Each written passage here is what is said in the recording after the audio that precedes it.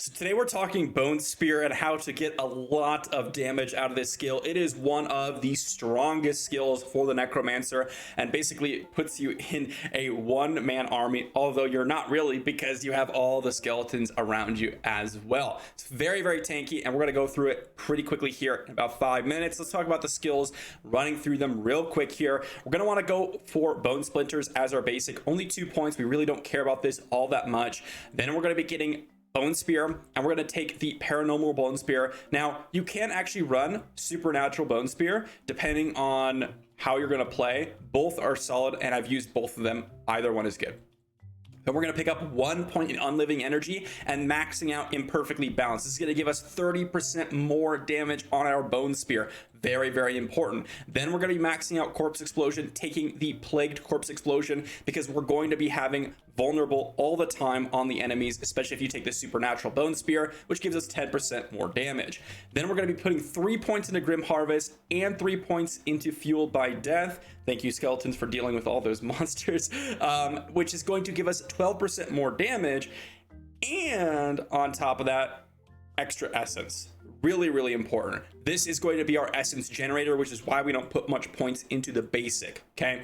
Then we're going to be going down and not picking up any other seal. That's literally it. We don't need an ultimate. We don't need anything else. I happen to have corpse tendrils already kind of on my items, so I do run that. It allows me to pull people towards a corpse, which is nice for AoEing down. I do like that a little bit. Other than that, you can run some curses. You can run Iron Maiden for a little bit of extra passive damage. You can pick up an ultimate, but to be fair, if you look at the damage on some of these ultimates, right, we have like 400, we have 800 over 10 seconds, 800 to 1000, and then we have a little bit of just randomly hitting on Army of the Dead.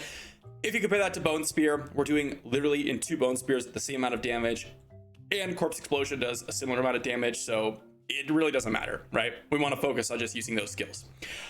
Now let's talk legendary items that are going to be really, really solid for this build and some things to make this work. So some legendary items that I would recommend: this Bloodgetter's Aegis, the aspect on this, extra skeletal warriors. Now the reason why this is important is because in the Book of the Dead, we're going to be running bone mages, bone golem, which is kind of what we have to run, and then bone Reaper warriors. Okay, the reason for this is Reapers have a chance of carving off flesh from enemies, forming a corpse. This is really important for boss fights and really important in general throughout the game, because we're just going to again use Corpse Explosion as our generator for extra bone spears, which is super, super important. The bone mages, they don't mind you matter as much, because when you just use them, they're going to be doing damage. However, bone mages will kill themselves, and actually when they die, they're going to leave corpses behind, which is going to be pretty nice. And then bone golem here, when they take damage, it's going to leave down a corpse. Now, for those of you that don't know, in order to access your bone and summoning skills, your bone golem and all that stuff, they're going to be right here to put on your bar. So make sure you put those on your bar, otherwise you're not going to have your summons.